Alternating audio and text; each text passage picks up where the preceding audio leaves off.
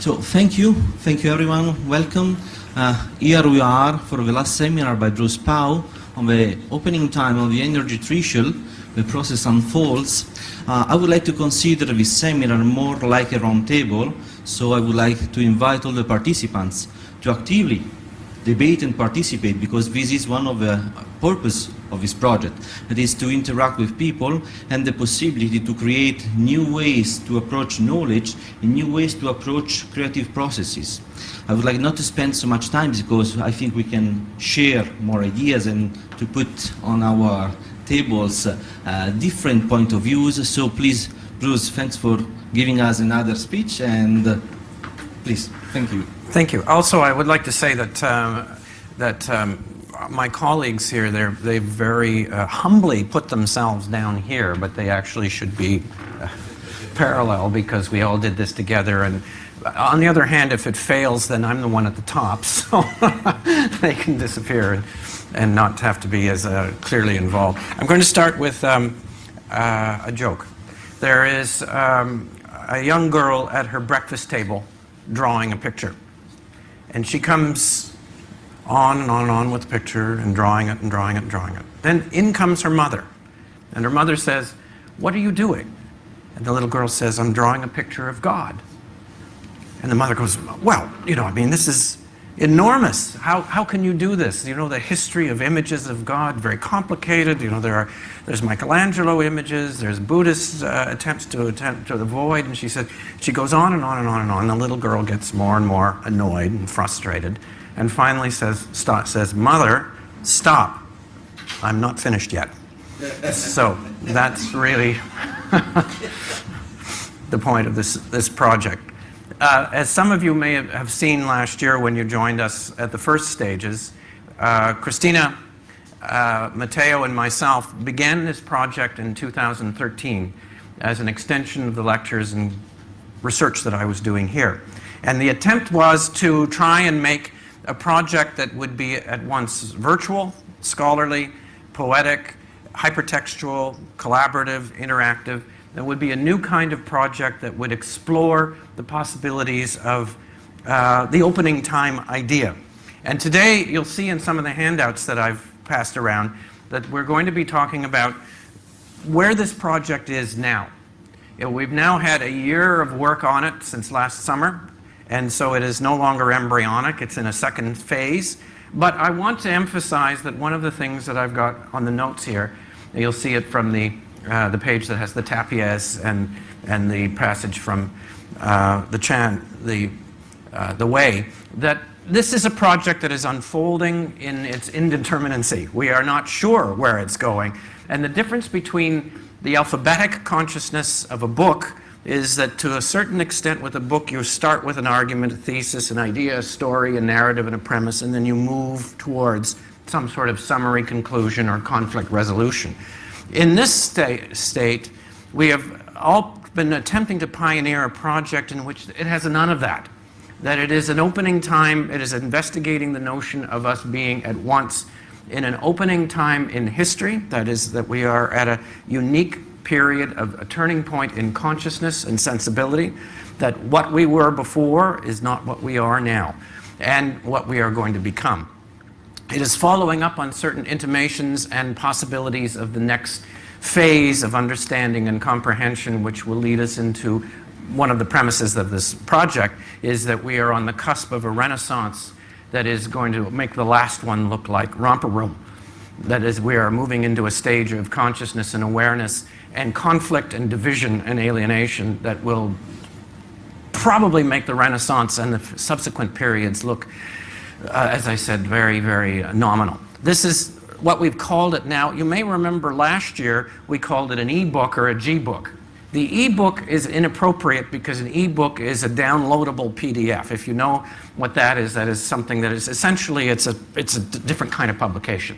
It's a book that exists online, and then you print off a version of it. We've called it an e-book at first because we thought maybe that's what it's going to be.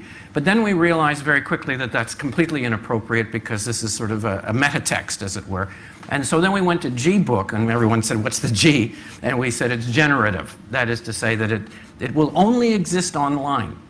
That is, once we begin this process and begin to move it more into hyperspace, as it were, in a virtual space, it will not have this kind of existence. It will only be electronic. So recently we've come up with the idea of calling it a meta book, which is that something that's outside the book or beyond the book. But I'm not even sure we're terribly happy with the idea of book. That at this point, it's not really an accurate description. And Bob Dobbs yesterday suggested parabook, which would be a very interesting possibility as well. I'm still trying to think of what we can call it beyond book. You know, is there another phase? Is there another way of calling this? Even to call it a text limits it to the alphabetic consciousness, and we're trying to move it into the digital. Beam too old-fashioned? Beam? A parabeam? No, meme. Oh, a meme. Well, is it on? Well, I can hear you very well. But you are going to record it so that way. I suggest a parameme, M-E-M-E. Yeah, that's a possibility. And meme is a cultural habit that is subject to change, I think. Yes. If you want to not use book. Well, you will be all invited back next summer when we're on the next phase of this and when I return, and we will see where we are. And I'm quite certain by that time we will come up with the third phrase for this. One of the reasons, this isn't splitting hairs, one of the reasons why we're doing this is that I'm in particular a product of the book world. You know, I came out of that. I'm a writer. I was a student of Marshall McLuhan's and Northrop Frye's, as many of you know. I come out of that alphabetic consciousness. But I'm also on the cusp on this. That is, that I'm quite well aware that, and through my own immersions, engulfment, fascinations, and explorations, in part with our collaborators, that we are in another phase. You were a musician before you were a book person. That's quite true. Boy, you know my history. Yes, I was in a rock band called Rocking Vomit. You can imagine how far we went.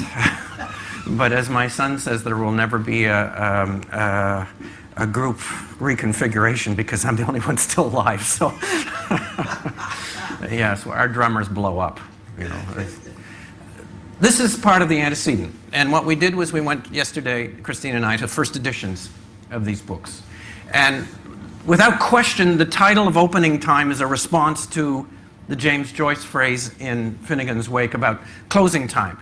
Norman O'Brien, a philosopher who I think is largely forgotten, but I highly recommend him. He was a visionary American philosopher, 60s and 70s. You might know him indirectly from another place, which is that he pioneered the phrase, the polymorphous perverse. And even though, like Marshall McLuhan, he was a deeply conservative man, he had this extraordinary ability to detach himself from his observations and his convictions and be able to just observe what was going on. It's a very rare thing. I have to say that when I was a student of McLuhan and Frye, I was 20, 21, 22, I wanted them to pontificate and tell me what was going on in the world, which they adamantly refused. They gave me observations, they gave me perceptions, they gave me probes, they gave me explorations, but they would not tell me how to live. And that's when you're 20 or 21, you want to be Rimbaud. You don't want to be a Buddhist wise person on the mountain telling them that you know how things are. And Norman O'Brien was one of those figures, and he was part of the Marshall McLuhan, R.D. Laing revolution in the 60s and 70s. I think he's largely forgotten. I don't know whether any of you have heard of him. I highly recommend all of his books. Love's Body is an extraordinary book and very much ahead of its time. The reason why it's here, of course, is the title, and also because it's a meditation on Finnegan's Wake. It's also a meditation on Giambattista Vico and the possibilities of coming up with a new conception of history in which is mythic, electronic, and multitextual, multiform, and beyond text. Now, the other aspect of this is that both of them use the phrase closing time. When they're referring to closing time, by the way, there's a song by Leonard Cohen, a great Canadian singer and poet, called Closing Time, which he also got from Finnegan's Wake. And what they are, all three of them are actually referring to is the end of an age, that something is coming to an end. Neither Joyce nor Brown were pessimistic about that. Both of them were joyful, as Joyce himself, his name is, as you can see. They thought that something new that was coming was fascinating, alive, thriving, and perhaps beyond anything that we could imagine at that time. So when they're referring to closing time, they're actually referring to the end of another epoch. Both of these books, if you know them, and I urge you to look at the last pages, do not have periods at the end of them. That is to say, there is no full stop. There is no, they actually suggest that there's a sort of, if you know Finnegan's Wake, it recycles back to the beginning and then starts over again from the last phrase all the way along back to River Run past Eve and Adams. But you could break into white space and move into the future. You don't have to go back. You can go forward, and Closing Time does the same. By the way, this is a very long book, and this is an incredibly short one. So the compression Brown refers, it suggests, is also, it seems to me to be digital, a sort of prophetic digital element. 2 points. Finnegan's Wake, last page, yes, it doesn't end, but you go down, it says... Away along the... Yeah, now you go down the bottom of the page, it says 1922, 1939, yes. Period. True. He has a period. He does include yes. ending. It's he does. Yeah. Being a book person, he would, and he authors it at the end. That is to say, he gives the places where he wrote it, right? Paris and Trieste. And you don't put the date, a dot after a date. 1922 to 1939. You don't put dot, but you put the period down there. Yeah. The other thing is he does. He has it both ways. Yes, he does it both ways. He does. So he's got figure and ground. Most people emphasize the cyclical because that's yes, new. as I do. Yes. But I saw that book in 1973 when it came out, and it's very brave for someone to apply Finnegan's Wake to what's going on because nobody claimed to understand the book other than Marshall. That's what's innovative about that book. Is that it attempts to understand the Wake. And I think this is one of the best interpretations of the book. And if you need a guide to Finnegan's Wake, I highly recommend this because also Brown is very funny, and people tend to miss the great humor that's in Finnegan's Wake. Also, the idea of many texts existing simultaneously is something that Brown explores, which is part of what we're after in Opening Time, having many, many texts simultaneously, as well as image and Scott. But I would propose to you that if Joyce were alive today, he would probably be working in hypertext, because he would see right away the possibilities of being able to associate and link and create as he did. But as you can see, we took our title from Opening Time as both a stepping away, but also as a reply to this, which is to say they're ending one thing and we're starting another. So we don't lack ambition. We're putting James Joyce and Norman O'Brien. 40 years is up. The 40 years. In the wilderness, 2014. You've got it. You've got it. Right. We're in the wilderness, and that's actually one of our epigrams for our text. It's through the unknown we will find the new. And though that sounds very dynamic and in the new epoch, and if you follow the great Gnostic cycles and mystic cycles, 2014 and on, are the movement into the whole new phase of awareness, consciousness, and society. You get 10 points, anybody, if they can tell me who actually said that. No? How's your literary background? No? It's Baudelaire. Yeah, from Le Fleur de Mal. And it's one of the final lines of the adventure, as he calls it. And now the interesting thing is I've just read a very interesting book by Roberto Colasso, who some of you may know, a great Italian intellectual scholar on Baudelaire. And this is misspelt, isn't it? Yes. Yes, there's a spelling error, Cristina. Part of the process. You're adding to it, or taking out. Uncount. Yeah, it should be uncohen. Yes, let's change the W to an A, and then we'll have the uncohen. And much better idea. As you may know, the medium is the massage. McLuhan's famous phrase was an error. And it was a typographic error. And when he saw it, he said, well, that's what I mean. And actually used it. And I want to tell you that one of the interesting, on my PhD exam, they had a question on Finnegan's Wake because they knew that was something I was studying. And they had an apostrophe after the N in the exam. So in my defense, I started off by saying, I don't know who set this exam or who asked the question, but there's an error in the first line. And that is, there is no possessive apostrophe in that. So they gave me the question, and they said, we're not going to ask you the rest of it. We'll give you that one. But the reason why I raised Roberto Colasso's remark, through the unknown we will find the new, is that Unknown Baudelaire has been, along with Rimbaud, has been a touchstone poet for me for many, many years. But according to Colasso, who reads French better than I do, Baudelaire was not saying this as a positive thing. In fact, he was seeing it as, he reacted deeply to modernism, and in fact was quite resistant to it, and was probably indirectly picking up the Rimbauden vibration, which is, il faut être absolument moderne. One must be absolutely modern. And so for Rimbaud, this was a thrilling, exciting, important thing, an imperative. For Baudelaire, this was actually a fear that something was coming that was le fleur de mal, which would carry the evil even more deeply into the humanity that he was very skeptical about.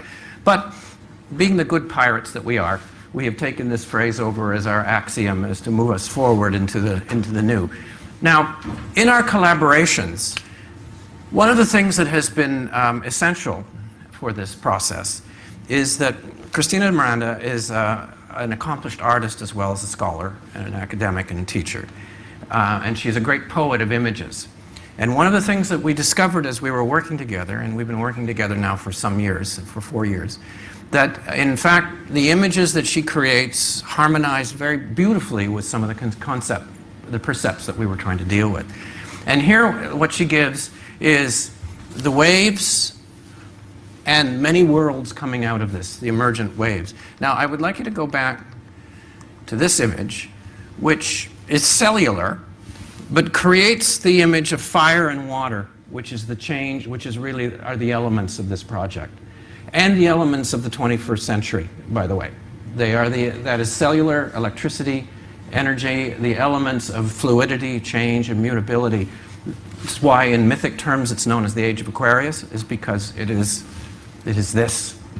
And so this is one of the first images that we use to see a world in a grain of sand. And of course, one of the other great figures who is looming behind our work is William Blake. Now, Bruce, in Explorations, then number 8 came out as verb, vocal, visual explorations. Yes. You see the 3 spheres, which Yes. I think McLuhan got from Gautier Brzezinska, but that image is in McLuhan's book 60 years ago. Yeah. The 3 spheres are merging. Yeah. And if those of you who are wondering about that footnote, that's Explorations was the McLuhan, the magazine that Marshall McLuhan pioneered in the 1950s at the University of Toronto when he was beginning to think about the media and the new. In fact, their motto was really to explore the new. That was what they were after. Also, McLuhan's attempt was always collaborative. He was attempting to bring a group of people together so that their synergy would be very great. I was a product of the University of Toronto too, and I was in the last class McLuhan gave, and I can attest to the fact that it was an uphill battle for him all the time at the University of Toronto. And on another note, I would say that the University of Toronto took 10 years off his life in terms of being able to try and accomplish things that he did. Canada is a very strange combination of incredibly daring, innovative, experimental process of a new kind of country and the most conservative mentality you could ever imagine. And I don't mean politically conservative, it's just Bruce, it's like our bankers. It's why we don't have crashes. You know, they just don't invest in anything. There's an essay, I was McLuhan's archivist, and there's something called The Mind of the South. Early 50s, I think he was reviewing Melville or somebody, a book on Melville and his Gnostic leanings and how he was Moby Dick, upset about this. Yeah. Melville was. He talks about the Canadian is much like the southern United States. They have a superiority complex, even though they know they can't match the dynamo. Yeah, which reverses into the inferiority victim thing that they sometimes use as a mask to pretend that they're not. And, you know, Marshall married a Southern woman, Yeah. but he saw that Canadian character was very much like the South towards the North of the United States. Interesting parallel. And in the First Nations traditions, just as a completely irrelevant digression, in the First Nations traditions in Canada, you know, the Aboriginal people, Canada is regarded as the elder brother of North America. That is, America is the obstreperous teenager who never grows up. Which, if you know, in the United States is somewhat true. And then Canada is like the sober older brother who has this stable, like Tibet. You know, you've got Tibet above India, and then it's this sort of First Natives have that idea? They do indeed, as the elder of North America. And don't forget, many of the American Aboriginals, after the defeated, after the destruction of Custer went to Canada. You remember? Yes, they did. They came. They thought they would be safer. Right. So we didn't try to kill them. We just isolated them. It was another story. Anyway, the microcosm, macrocosm image that we've been working with, and you can see that one of the fundamental principles of our creativity in the opening time project is the body. And so that is the senses and the body, and putting the microcosm, macrocosm at the center of this. And I can get Christine to explore a little more of this image. That this is of course an image from Leonardo, as you may recall, and it's at the core showing the hermetic maxim as above, so below. That is, whatever happens to us is interrelated and mutual with the rest of the cosmos. It's an anti-alienation image to a great degree because it's saying everything is related to everything else. But Cristina has done us a fantastic image here, I think, with the digital element and the cellular element, and pushing it forward into the 21st century by giving us a sense that this is now the electronic, the center, as it were, which is that everywhere you are, every place that you are everywhere at the same time. And everybody could be tapping you. That's right. Well, there's the dark side, isn't it? There's the paranoid side, which is, we will explore too, which is that you own a bank card, you're under surveillance.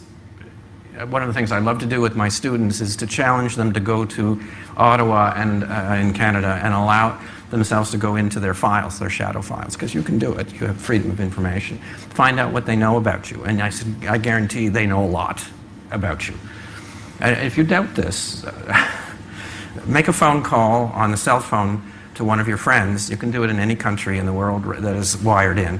And just as a joke, plan a terrorist bombing. Just as a joke. And see how fast the security services are around you. In Canada, it would be within 12 hours. CSIS, they would be there. In the United States, maybe faster. So I don't recommend it. But if you're ever in the mood for testing the limits of your liberty, try it out and see. Because we are all being scanned at the same time. However, the good side of this is that we are linked all around the world, and you know, Maria,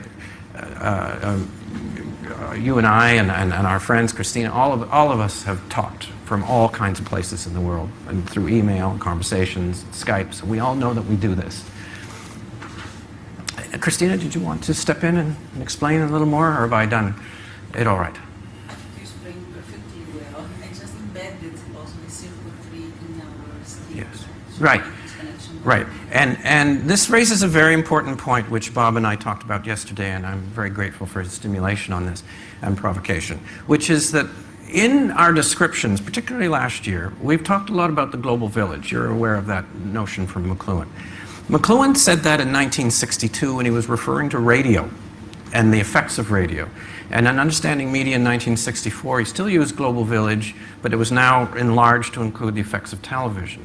By 1970-72, in his books Cultures Are Business and From Cliché to Archetype, he abandoned the notion of global village, which he didn't think was accurate to describe what was happening. Abandonment is not the right word. He obsolesced it. It was still existing within the larger frame. He moved to global theater. And that's actually something that we've talked about, which is that in the age of, it's anticipatory, it's prophetic, because it looks forward to Kindle and Facebook and all sorts of things where performance is extraordinarily important, and YouTube and all that sort of thing. But what Cristina is getting at is that global theater has also been obsolesced, and we have moved into global membrane, which is we are all in touch with one another, which has gone beyond the voyeuristic element. It includes the voyeuristic element, but it's still inside that. And Bob was suggesting that even farther, we are into another phase, which I agree with, is that I'm not quite sure what to call it. You have your terminology? We can show. But I think Christina's trying to get at that in this image, and I think quite beautifully, because this is one of the reasons why through the unknown we will find the new. We are using terminology that's 40 or 50 years old to describe something that's so instantaneous and immediate and mutable and flexible that the words are not there yet. And so you can have all the concepts and theories you want, but they are actually behind what's happening in front of us. And I'm going to get into some of the dark side of that in a moment. Let me give the point about the global theater. Marshall in '68 started the McLuhan Do Line. Right.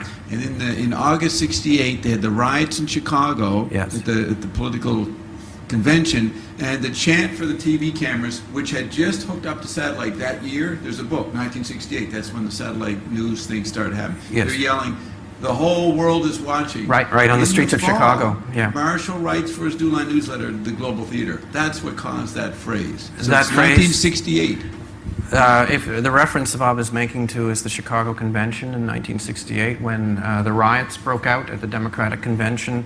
A wonderful movie, by the way, called Medium Cool, where Haskell Wexler went in and shot it all documentary, not knowing it was going to happen.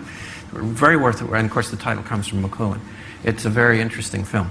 And yes, indeed, all the yippies and hippies on the streets started chanting, "The whole world is watching," because there was a feed going out. I remember sitting up late at night, 11 or something, trying to watch this and see what was going on. The difference is now they used film. So the feed was on lag time. Now there would be no lag time. It would be instantaneous. We would have the immediate effect of it. And you can see what this is doing to the nervous system, which is that, you know, if you access the news in the morning, you're likely to be depressed, anxious, upset, and worried for the rest of the day. You'll be nervous. You'll be nervous. That's why the anxiety is so strong. And my wife is a mindfulness practitioner at a mental health clinic, and she always, one of the first things, anti-depression, is turn off the news. Because if you go to bed watching the news, you are probably going to wake up with the images of catastrophe. And as McLuhan liked to say, and I think it's one of his most profound insights, bad news is always what sells, and good news is in the advertisements. There's never any good news on the news. So, and the other thing is you have the invasion of Czechoslovakia by the Soviet Union In the same 68. week. Yeah, of that. and the Six-Day August. War, right, in Israel. No, that's June '67. 68? No, '67. Okay. I know. It's Yeah. June '67. But August '68, you have the invasion of the stopping of the Prague Spring. Right. In spring '68, and then you have in August also the riots. So both empires had bad imagery going out on the satellite. And in April '68, the death of Martin Luther King, and in June '68, the death of Robert Kennedy. Yeah. All major TV events as well. But that's yes, well said. That's a global theater element. Yeah. This is very small. Please join us and interrupt. No, it's just only very anecdotic because you said all this time and you don't consider May '68. Oh no, that's important. Oh yes, Because you I mean think it's the, pretty you mean much- That's Yeah. the Paris riots Yeah. in yes, the uprising. Just one was that. Yeah, no, absolutely. Let me give you the sequence. I was a journalist, so I know this. You have LBJ announced its resignation March '68. Yep. Martin Luther King is assassinated April 4th or 5th, '68. Yep. Then May '68 in Paris. Yep. Then June '68 RFK, first week. And Andy Warhol and RFK same day. The shootings on Kent State and the university. That's May 1970. No, it's '68. Isn't No, it? no, I know the 70? date. Okay, all right. That's my mnemonic. so you have Andy Warhol and who? The Berkeley riots. No, that's '69. Yes. So you have and the student is a big deal. It's a bourgeois culture, and the world's looking to these middle class students. More and more students going to university, and all of a sudden they're outraged about something, and Yeah. the parents are looking, and ministers are saying, "What's going on?" And they turn to McLuhan to help explain it. But so you have on the same day, Robert Kennedy, who's running for president, and Andy Warhol gets shot. And Warhol always objected to that because no one knew he got shot the same day. You know the pop artist Andy Warhol. So then, what happened in July? Yes, but Warhol has to be modified in the global membrane. In the future, we will all be forgotten for 15 minutes. Yeah. So that's June. Did you catch that, Bob? What happens in July? Is there anything in July before you get to August in Czechoslovakia and Chicago? June and July, you get the election of Pierre Trudeau in Canada. Oh, now That's a part big of it. one. Yeah, it's a big It's one. The big. transformation of Canada through Trudeau, Right. who was influenced by McLuhan and Teilhard de Chardin and Emmanuel Monnier. So you have Trudeau in July, and then you have America cataclysm with and the Soviet Union. Both empires get smashed image-wise Yeah. because that's the end of the optimism that the '60s were supposedly as Yeah. a meme generating. And that was a closing time. Yeah. And my proposal is we're coming actually out of that period. into, and some of the convulsions of politics we're seeing here, excluding Catalonia and Canada, everywhere, are a result of the new emergence of a political consciousness that's part of this heightened awareness. Whatever we want to call it. Shall we use global membrane for now? Is that all right? Yes. So what about René Lévesque and Parti Québécois? Don't they start to do some stuff in 68? Not until they do. They form in 68. The separatist movement in Quebec he's referring to. They form a legitimate political party, but 1970, the October crisis, and our one terrorist attack, the only one we've ever had. One person died, and they're still fussing about it 50 years later.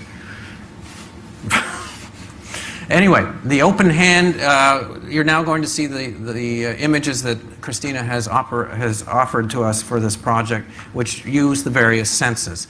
Now, the open hand is, of course, an ancient wisdom gesture. And what it refers to, I mean, it can have many meanings. And Matteo is out preparing the next stage of the open hand, and he'll bring it in so that we can all interact with it in a few minutes. But the open hand is the tradition of the rhetoricians, which is welcome, embrace, learning, expansion, consciousness growing, pointing to different directions. It is also opposed to the dialectic, which is always the closed fist of argument and pounding in your information. The open hand is also the symbol, to a great extent, of our project, the opening time, because of course it's an open hand. And as Cristina has whirled around it, the cosmos, in which it looks at once universal and cellular, and with an interesting shadow behind it, which I just noticed today, and which suggests that there are other things, of course, behind it. So the first sense that we worked on and developed was the open hand. I actually think that's my hand. But anyway, it's and I'm left-handed, so it was the wrong one. But anyway, the open hand is the gesture towards welcome, as I said, and also I just discovered this in my studies of the Andalusian triangle, which is the Granada, Sevilla, Cordoba mystical triangle, which I've been reading. Very interesting material, to say the least. The open hand is over the door of the entranceway to the Alhambra. It's the open, in that tradition, in the Moorish tradition, it's the open hand of Fatima, the daughter of Muhammad, and it is the welcome to faith, knowledge, perception, inspiration, and transcendence. But it also has another suggestion, which is to put the hand in front of the mouth to protect you from evil.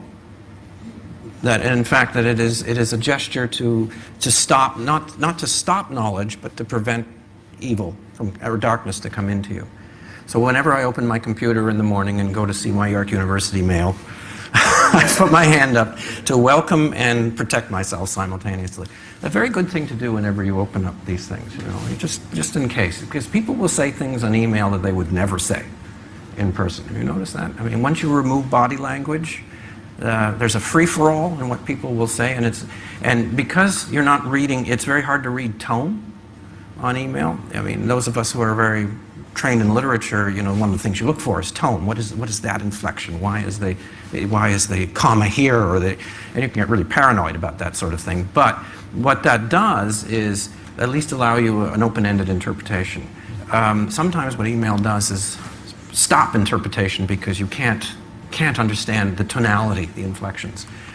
Now, this is one of the images that she has employed as well, which is the eye. We have a fourth member of our group who unfortunately can't be with us.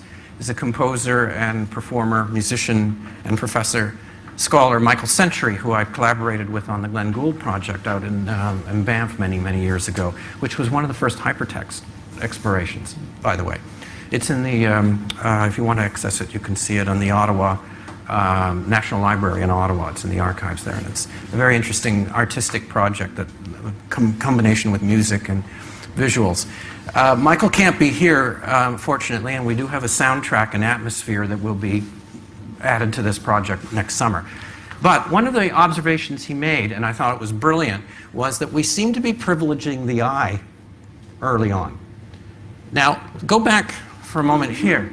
I was. Well, we were in the project. And I think that was unconscious at the beginning, but it would make sense given our literary training. That is to say that we were people of the eye, and we were looking for things. Think of the word visionary.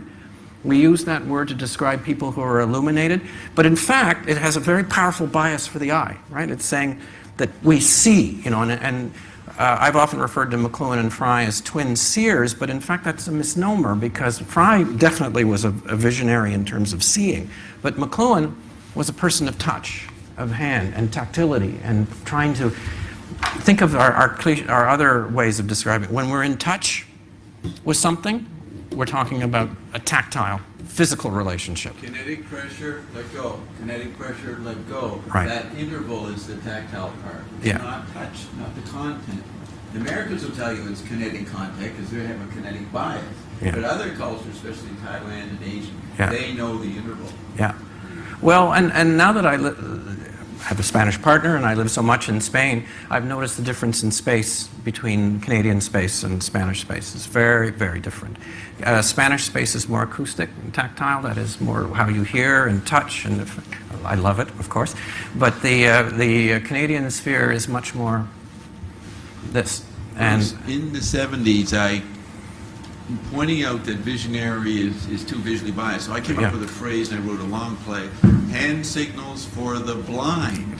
yeah, That's what television is. sounds like Tommy. Yes. Hand signals for the blind. You're not seeing, but you can feel the hand signals. That's tactility. That's the culture we moved into. Now, and in fact, what Cristina did brilliantly here was to call upon the Blakean notion of each of us containing cosmos within ourselves, to see a world in a grain of sand and a heaven in a wild flower, hold infinity in the palm of your hand and eternity in an hour, the auguries of innocence. The eye is also, if you're right on top of your pop cultural references, echoes the Canadian film Avatar, in which concludes with the eye opening to new perception.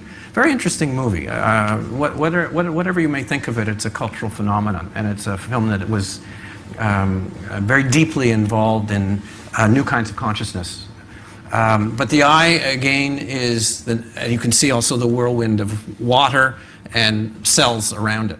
This is the ear, and the ear is the vibrational texture and the acoustic phenomenon and picking up vibrations. So when we're talking about the visionary, again, the misnomer of seeing that we are all inherently visionary in the electronic world. This is part of what our advocacy is in our program, which is you don't need the drugs, you don't need the transcendental meditation except to calm down.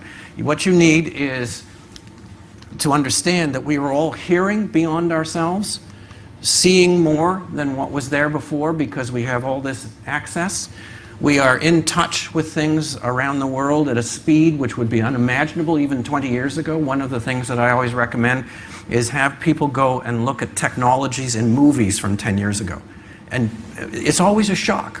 You know, people look at a movie like Seven with Brad Pitt and look at their computers and look at their cell phones. They're all huge. A mere 20 years, it looks archaic. Not only does it look archaic, it looks quaint and actually a bit amusing because there's, you know, the phones are like this. And within 20 years, it has transformed so totally that something like that would look bizarre to us and old. So the ear is this is the world of hearsay, vibration, innuendo, and echo and change. And then also what she has included is, of course, the scent, the atmosphere. Aroma wasn't built in a day, so we're still trying to work out all the kinds of things that come with the scent. That was a joke in case you missed it. Aroma wasn't built in a day. We're still working on this, on the notion of scent, but what Cristina and I and Matteo had decided was that scent has to do with atmosphere, breathing in the time, being able to exhale and inhale the very particles and cells that are around you, so that the atmosphere of the time affects you profoundly. So Bruce, the eye is cosmic, the nose is osmic. That's what Marshall taught me, the osmic. Yeah, and he begins his book, Cliched Archetype, with the Ionesco play, The Bald Soprano, which he points out ends with everybody sniffing. This is what we're all sniffing, surveillance, but also sensorial. It's our most exploratory, intimate sense. So we're osmic consciousness. Also has a connection with surveillance Yes. Yeah. I mean, yes. Yeah. Snoopy. Scent, following a scent. What does a private eye do? It follows a scent. And yeah, it's one of the ones that I think is not explored sufficiently, Right. because it's an invisible environment. That is to say that we're so used to it. When something is invisible, it becomes subliminal and you stop paying attention to it, but that doesn't mean it isn't there, affecting you all the time. And this is part of what, we're still exploring this one, but I like what you said about cosmic to osmic consciousness, because... NSA on the nose. Yeah. Or homeland. Because they're sniffing you out, you know, they're sniffing you out and trying to get a sense. But those of you who traveled a lot, I know many of you do come from different places, every city has its own aroma, its own scent. You can stand on a street corner in Barcelona, will not smell the same as Paris or Toronto or Montreal. And in fact, I've had moments when I stand on a street corner in Barcelona and something will go by and I go, oh my goodness, that's Paris. You know, there's a smell that goes, that's very distinctly related to it. Yeah. Just one small remark about sense of smell is that it's very linked to memory and to recording and to inscriptions. And Proust and remembrance of things This is why past. also it's connected to surveillance somehow, because and you can even link it to language, because at least in Spanish or in Portuguese as my language, you can see that there is these expressions, huelo algo. It means that you have an intuition of something that's going on, and you have to research on to look for what's going on behind something.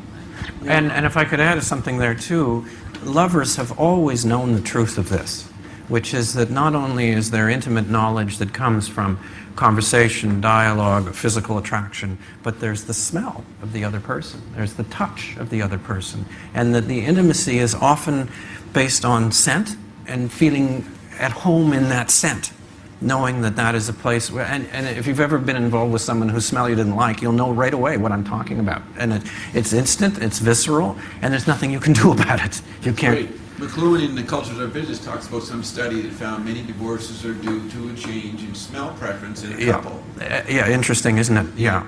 The other thing is, I like Marshall's phrase, that communities need to know. The surveillance that the intelligence agencies do, that's just the community needing to know. Yeah. It's a collective effect. Needing to know. It's not just paranoia, Yeah. the need to know, or to keep up with what's happening. Yeah. Need to knows. Yeah. Need to know. That's right. Gnosis. Hypnosis. Yeah. You don't have to laugh at any of the jokes. It's all right. You can there was something else I was going to add to this too, but I've forgotten. There is the aspect of this information environment. Yes. As the other senses. Yes. Starting to be described in our body. And a notable novel that is the only one that I know of, so you can certainly correct me on this or extend this information, is Patrick Susskind's Perfume. You know that, which is all based on smell metaphors. Perfume. It's it's a contemporary novel, but it was set in the 18th century, and it's a yes. Which the movie was written for Stanley Kubrick to do, and Kubrick spent 5-6 years trying to figure out how to do it, and he couldn't figure out how to do it because he didn't know how to translate the aroma scent metaphor into visual terms. There is the movie, but I think it's a very flawed movie. If you've seen, yeah, I wouldn't recommend it. But because it eliminates actually the thing that makes the novel distinct, which is the entire novel is built on an aroma metaphor, which makes it unique. I can't think of another one that does that. I mean, if you know one, please let me know, because I don't know. There are lots of poets who are very acute. Whitman is extraordinary in being able to pick out, in the very first page of the 1855 Leaves of Grass, he talks about the smell of grass and of perfumes and of water. But it's very... it's a little unusual to use those metaphors, but the visual metaphors are so common and the acoustic ones are so common that you can pick up legion. William Faulkner, the great American novelist, entirely an oral novelist. The bell tolls. Yeah, but I would propose that Hemingway is one of the supreme visual writers, and partly because he was a reporter. Yeah. Well, Pound is an acoustic poet, and William Carlos Williams said of him that he had a mystical ear. He had no common sense, but he certainly had a mystical ear. This is a fascinating and interesting image, and the first time that Cristina sent this to me, I was actually quite startled because we were talking about taste And I had suggested in a note that it would have to do perhaps something to do with language, with tongue, with the sound, with voice. And she came up again with a highly original microcosmic, macrocosmic element of the mouth swallowing the words, but you notice the digital background as well. And so the openness of the mouth, but here also there's a sort of Jaws-like aspect to it, which is interesting. The idea that we're talking from your text and also the way I work, it comes from one expression in Portuguese that is, we call in Portuguese the palatus, the upper part inside the mouth, we call it the sky of the mouth. So it's linked to this. We have this universe inside our mouth. Yes. It comes also from this literal image. And McLuhan said the market was made by the word. So he had a phrase, the word makes the market. That was news broadcast, information controlled economy, from the radio era. The word makes market. So the word makes the universe and non-visual areas too. Digest. Yeah, eats. And this comes back to the recurring metaphor and image that we're using in opening time, which is the image of openness towards the new. This, of course, is William Blake's Glad Day, but you can see that the Glad Day image, it's not Blake, by the way, it's actually an image of his brother, in case you're wondering, comes from, is gliding or surfing, as it were, on the electronic waves and the fire and the water and the image of cellular, electrical molecular energies that are around this. But again, it goes back to our premise of opening time, which is to stay open to the possibilities around us, which means, and here's an area where there is, it's not conflict, but there is some debate among ourselves, which is this percept or concept, this project? And that is to say, you'll see the notes that I've handed out about this one. If you are immersed, engulfed in the experience of the moment and trying to understand the moment simultaneously, you're in a very complicated situation, because we experience things through without theory. That is, here's the example I would use. I'm sure you've been watching, or most of you are aware of, the World Cup of soccer recently. When you watch a game, pulling this from McLuhan, of course, the first time you see a goal, you have the experience of the goal. You have the goal, the ball going in the net, and the crowd going crazy, and everybody yelling and cheering. So you're there instantaneously, immediately with the experience. But then you step out, and there's a replay, and people start showing it from this angle, and this angle, and that angle, and they do it in slow motion or fast, and then they speed it up, and then they show what it looks like from here, and then commentary steps in. That's theory. That's concept. What we're dealing with here is an attempt to understand something that's right in front of us, but it's very hard to do because we have to use words. And the words have not caught up to what the experience of the new consciousness of the eye-brain, the digital awareness may be. So no replay. There's no replay yet. And even though, if you had been with us last year when we did our first presentation, we had at the beginning we had an image of George Lucas and from Star Wars. And the reason why we had him there was because we were calling it the George Lucas principle. I don't know whether you were aware of when Star Wars was first being produced, the first episode 4, which was the first movie in 1977? Right. I'm terrible on dates, so thank you for getting that. When they were pioneering that film, they had no idea what they were doing. They had no idea how this was going to work. They didn't understand what he was saying a good deal of the time. And so he would bring in footage from other movies, like World War II movies and things. I'm sure you know the story. Like, there's a movie called 633 Squadron that if you go and look at the end, it's the end of Star Wars. You can see pretty much the same battle scene taking place. And Lucas said, I will give you the old in order for you to reform it and make the new, because we don't know, I know what I want, the effect I want, but I don't know how we're going to get there. And that's the percept-concept debate, which is there's something new that must be said that's in front of you, but in order to get at it, you have to use the old, which sometimes ends up being contradictory to the actual experience. We're going to get into in a moment the 4 elements of the opening time images, which Matteo is going to explore with us as well with the open hand. But one of the reasons I want to emphasize this image is with our literary and artistic and cultural and digital backgrounds, We're putting Blake here in the midst of something that's flowing into the new. So it's open to it, but when you join us next summer, you may see a very different project at this point. Right, Bruce. If I explain the concept, element? Let me add to that. McLuhan made the unique observation that the instant replay, which starts to come in with football in the States in 1970 because it was a good sport to do the instant replay. American football is different from European football, by the way. Throw the ball rather than kicking it.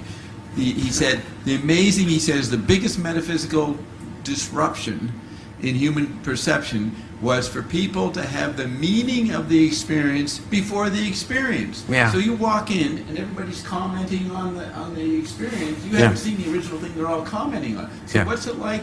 Where's your sense of time where you're getting the commentary before the experience? Well, and this is also a political issue, isn't it? That the commentary that anticipates a vote, a referendum, an election, a democratic expression or a fascistic or whatever is so complicated and so anticipatory and so elaborate that the actual event gets buried to a great extent in the event. And also it can magnetize and magnify things that are very small.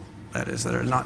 One of the things I'm sure you've all noticed is if you've ever gone to an interview with a politician or a gathering, a public gathering. There have been some notable exceptions recently in the scale of some of the protest movements here and in Europe and North America. But sometimes the media people outnumber the people who are actually doing the event. And what that does is conceptualize the whole process. And so it ends up actually diminishing the immediacy, so you cannot see what's going on in front of you because you've got the interpretation already. This is why I've been very cautious about our discussions about saying this is a theoretical progress. It's not just eccentricity. It's an attempt to say, look, we're really inside something new.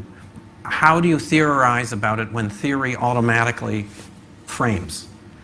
Right. So Cameron McEwen, a colleague of mine, points out that our emphasis as McLuhanites on percept versus concept isn't really accurate anymore. The mixture of percept concept. It's not either or. Yeah. Right. It's both and that's what Finnegan's Wake shows. A page of Finnegan's Wake is both percept and concept. So and then that becomes a satirical effect, which Marshall called Manipian. Yeah. Yeah. The environment is a satire on all of us. It attacks each one of us directly. Okay, let's move on to, that's exactly the next phase, which is that we are in this phase of whirlwind technology and images and things coming at us, simultaneous transmission and reception, which is to say that we put out information, but an enormous amount is coming at us every day too. One of the great appeals of yoga and transcendental meditation and all the things that people are doing is in order to settle down and calm the information environment, it's too much. And so people have to channel it. And the average amount of information that we are all deluged with every day is far greater than anyone has experienced in the last 1,000 years. There were periods of rest and stillness. And interesting, yesterday, remember, we were talking about my friend Raven, the First Nations person. You know what was in that letter to me? Remember, I opened it up, she'd emailed to me, she said, "Do you find time for rest, Bruce?" Wow. Because in the First Nations traditions, rest is still an enormously important thing. It's also one of the reasons why the First Nations appreciate winter.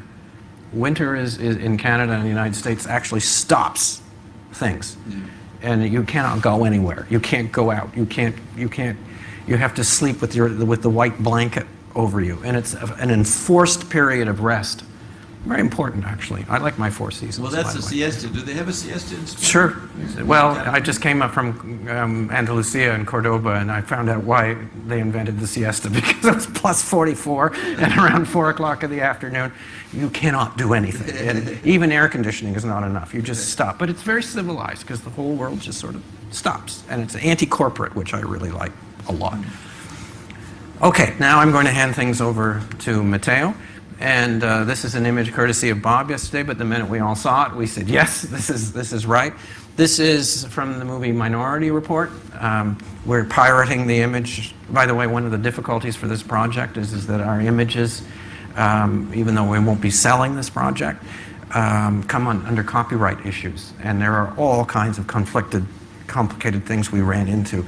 But this image is tactility, touch, hand, openness, and all the energy of the electronic world that we have been engaging and engulfing ourselves with. And I'm going to hand things over to Matteo, who will need the microphone. Oh, let me just say one interesting point. I mean, like I said, on page 136 of McLuhan's From Cliché Archetype, he goes through the 8 biases of 8 cultures around the world. The Catalonian, or Spanish, bias is proprioceptive. I know it as if I had given birth to it. So this is haptic and proprioceptive.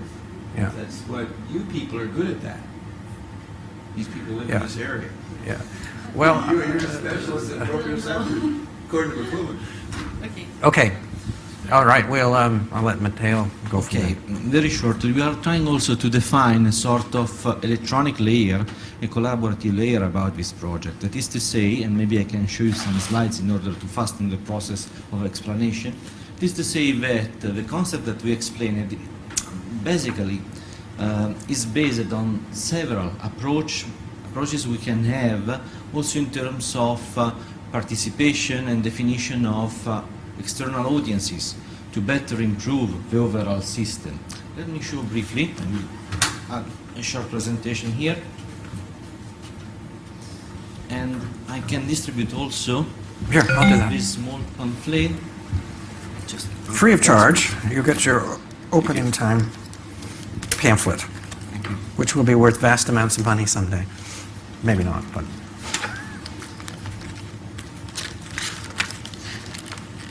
This is just a very simple mock-up of a couple of pages of a milestone we are developing, and that will be ready within a couple of weeks maximum, because we are publishing a small pamphlet, 60 pages more or less, with 24 pages of augmented realities possibilities to interact with the concept that Bruce exposed.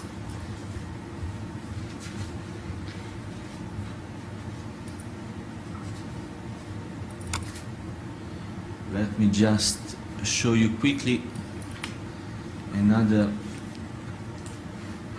some slides more. Okay, opening time you already know. As probably already emerged from the presentation, we are trying to merge several layers. We are trying to work on text, on images, music, for sure having a platform that can embed these elements and can allow a process, and with audiences. That is to say, all the people who would like to be involved, and ourselves as audiences as well, in a very traditional bottom-up way, so everyone can participate, and we are not the author, we are just the people that has a sort of kickstart of the process. In order to give you an overall idea of what is happening, this could be considered the opening time project. So we have some artistic artifacts made from Cristina and re-elaborated, also in digital version. The text from Bruce. Often written by hand. Exactly. Also in this sense, we are trying to manage the original text and what could happen in a digital version. But it's not to say the original handwritten translated into a traditional shape of digital electronic form, but in something that could also be considered the variant of the text. There are many researches about these, for example, the digital variants in Dublin that start from text from authors and define how over time authors can change the way to conceive their own thoughts and how can they conceive this kind of change. And then music, that now we cannot play for sure, but from Michael. All these elements create a sort of generative exchange in a platform with audiences that can add new materials. So the final point is to have a process, not exactly endless, because we have to frame some milestone in order to set up evaluation period, in order to set up what is changing, in order to reevaluate what is happening in terms of the traditional hypertextual vision. That is to say, if some specific chunks of information emerge, we can follow this one, and we can also try to abandon the other. So no one has to define that Cristina, Bruce, or some other people has the power to put stress on a specific concept. The freedom of participation can improve the overall system. How we do this? Very quickly. consider that we start from the original idea, authorship, so a process of top-down approach always is present because we have always to start from some points. Then we have to create this artifact, that is to say what we can consider in the traditional way the final product. From the final product we have a sort of generative core that is the digital version of this final product. It is to say that if you produce a text and you have also comments, if you have also variants of this text, if you have some images that are also giving more sense to this text, we can translate into digital core. And then we have a final layer that is more subtle in this sense, but is more related to the academic research. That is to say, let's try to see what is the educative process behind. So let's try to map out what happened in terms of educative process. What are the patterns we can recognize in some behavior?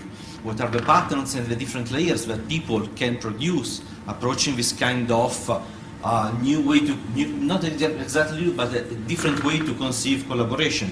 And according to this, let's see what we can map out, and let's see if we can create a sort of atlas of digital behavior according to small part of definition of this work.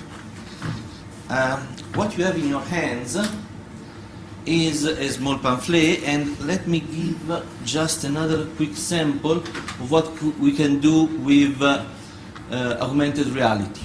This is a video, always a mock-up video.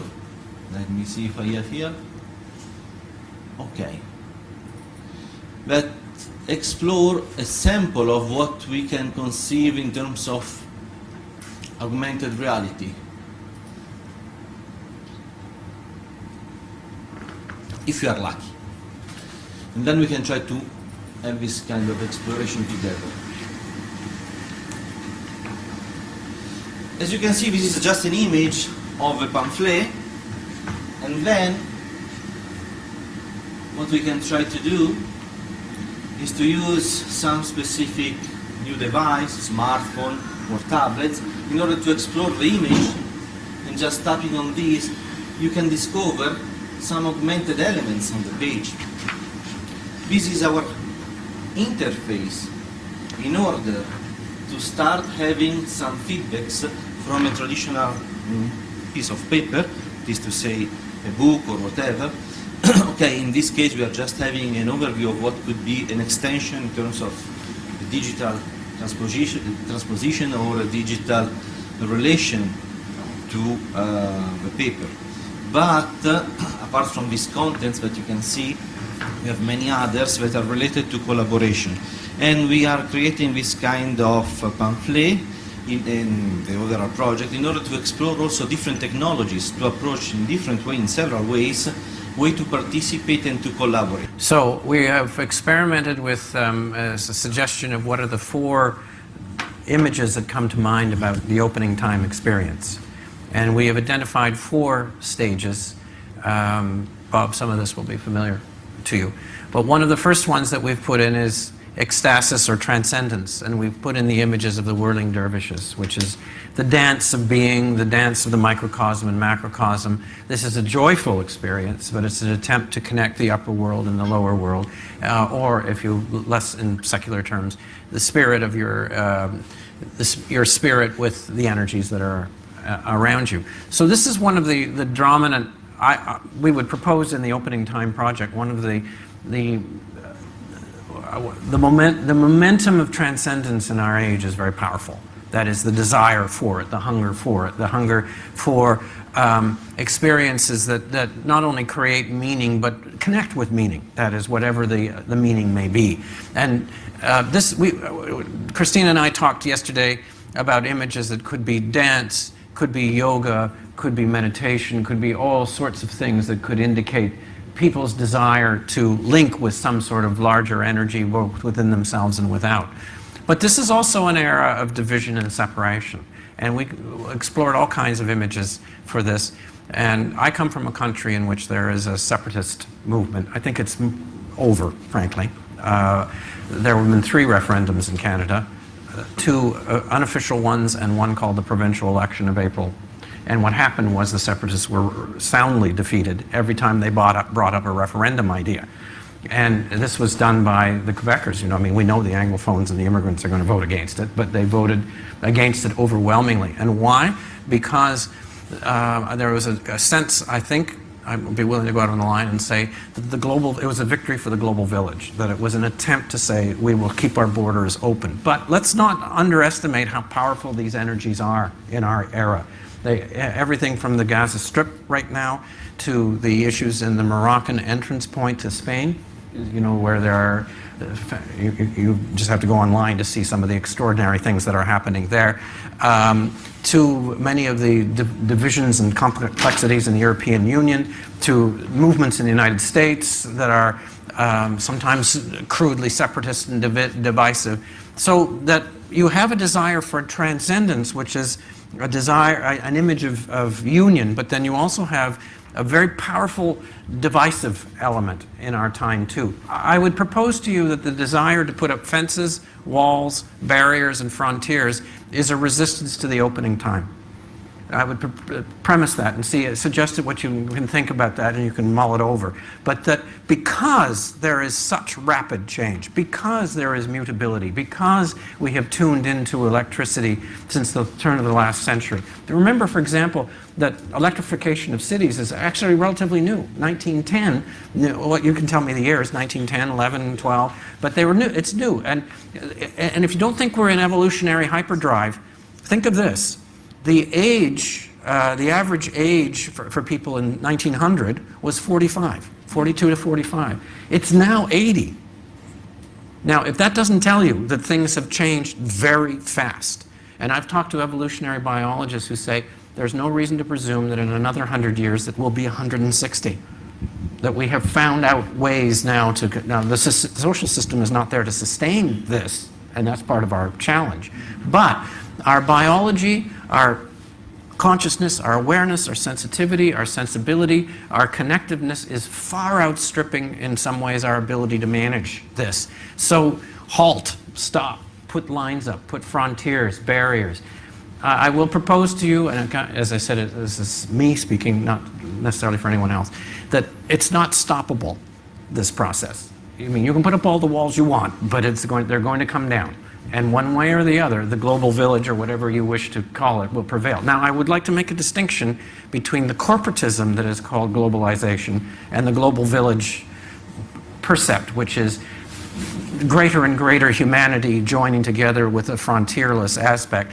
Globalization is a very different economic process, which is often something that we would probably want. Globalization is the older analog media trying to assert their own legacies. Yeah. And control of the process, which is out of control. Yeah, it's a rearview mirror. Yeah. McLuhan used to say that border lines are areas of abrasion and tactility. Yeah. So it's actually separation. It's not like you're building a wall. You're in an interface that you actually can't even say what it is, and that's where the violence happens. The violence happens. And all violence, I accept McLuhan's premise that all violence is a result of identity crisis. I think that's a very interesting and promising idea. Which becomes collective sensory identities in crisis. It does. And you can see that in the United States after September the 11th, in which there was this rallying towards a violent response. I will say one of the interesting things about Canada is because we don't have an identity, it's almost impossible for us to unify about anything because there's no one thing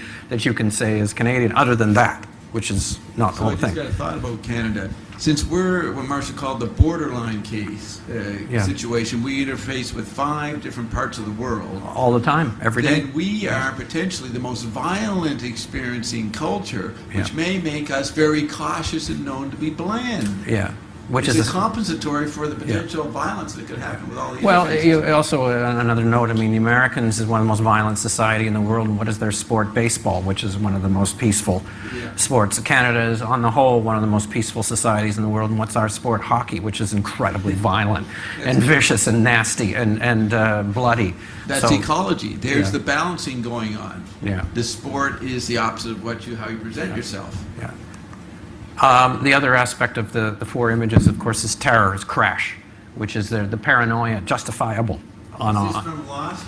No. Lost? Is it Lost? It's the Malaysian airline. Oh, it's the recent one. Yeah. Yeah. See, it's upside down. You have to Yeah, turn on your head. begins with a plane crash. Yeah. The 3 plane crashes recently, or disappearances, generated an enormous amount of paranoia online, and some of it is justified. Who shot that missile at that plane? No, I know. It's one of the phony images that we came up with. There's the other terrors. You don't even know what it is you're looking at a good deal of the time. And then the other problem with news services, it's one of the reasons why the Occupy Wall Street movement was so skeptical about major news services, because coverage is not real coverage. It becomes altered. And so you have every reason to be feeling terror because, as Thomas Pynchon says, you hide and they seek. And to a great degree, we are under surveillance and things are being altered. So the terror that we are feeling in our time, think of how anxiety disorders are at a record high. Depression's at a record high, but so is anxiety disorder. And anxiety disorder seems to me to be a perfectly legitimate response in some ways to many of the rapid things that are happening around us. I would add that the Croakers own the word crash. Yeah. They developed crash theory years ago. Postmodern as a result of Jean Baudrillard. Yes, extension. Post-Baudrillard. And post-Baudrillard, I'm sure you know Baudrillard's thinking, and it's crash mentality. Yeah. Para-Baudrillard. Yes, and J.G. Ballard's novel Crash, which is one of the overtones I was suggesting here, which was made into a movie by Cronenberg, and so when you talk about this project is in process, it does include this tetrad or pentad. Yeah. This has been grown even. The crash is part of the process. Yes. Yes. And as our attempt, as I've been trying to say, is to attune our consciousness to the immediate with as little theoretical apparatus as possible. So then what we have to look for are the images and the signals of change. And these are the 4 we've come up with so far. The drive to transcendence, the attempt to stop things. In North America, it's true in Canada too, the fundamentalist religious movement is an absolutely fascinating thing. It's very dangerous, but it's an attempt to stop change and also to freeze meaning. And to a great degree, their literalist interpretations of the Bible are an attempt to stop change or interpretation. I mean, in the great Catholic traditions, and Anglican, the Muslim traditions and Jewish traditions of the Kabbalah, etc. The text was multiform, so you were looking at many meanings simultaneously. The literalist fundamentalists in Canada and the United States have, I don't know whether the phenomenon exists in Europe, I'm sorry, I don't, an ignorant area, but in North America, it's stop meaning, it's freeze it, this is what it means. I've heard evangelists say, either God is lying to us in the Bible or it's the absolute truth. Which is a very strange way, to my mind, to read the Bible, but that's... I just remember, Bruce, the Croker, Arthur, in his new book, exits from the post-human future or something. Yes. He has invented the dark tetrad. Oh, has he? I must read that. We'll have to find it, maybe it's online, the 4 phases. He has new words for the process of the dark tetrad. You're getting at, this has got the tetrad in it, but it includes the dark element. It does. So transcendence is the extension of yourself. Yes. Division or separation is the holding back of what's obsolete. Retrieval. Obsolescence, yes. Yeah, then terror is what's retrieved and you're not expecting. Yeah. Like Thompson says, the Great Mother was retrieved at the 100 years ago, and all the separatist movements, Louis Riel in Canada. Yeah. And then the flip point is illumination, which is actually getting the transcendence here. You don't have to go anywhere. Well, yes, that's the interesting thing about the Global Village pilgrimage is you could go all around the world just to find out you've crossed the street. You know, it's very much, and of course here we have the ancient wisdom in this familiar image of Dante with the book and the open hand. Again, you see the gesture, and also the text-bound alphabetic element, and then the digital hand, the electricity. Again, this is actually an image we pulled off the net. It's not one of Christina's beautiful images. And so it gives you a sense of how that image recurs. That's an interesting archetype. So this is the transcendence. This would be separation, the second phase. Yeah, that would be resistance, right? Though interesting, the old the old Marxist traditions, which were this hold up in the air. I think it's a bit different because it was a gesture in the air, but then there was a different context for that. You know, what they were fighting was... Yeah, and it wasn't a halt image, it was an image of resistance. Yeah. Pardon me? So what would be more gestures. Crash? Maybe the hand shaking would be retrieval. And what would be the hand gesture for flip point? What would be, I mean, this is where Wayne Constantino's 4 postures come in. You know? I do. 4 postures.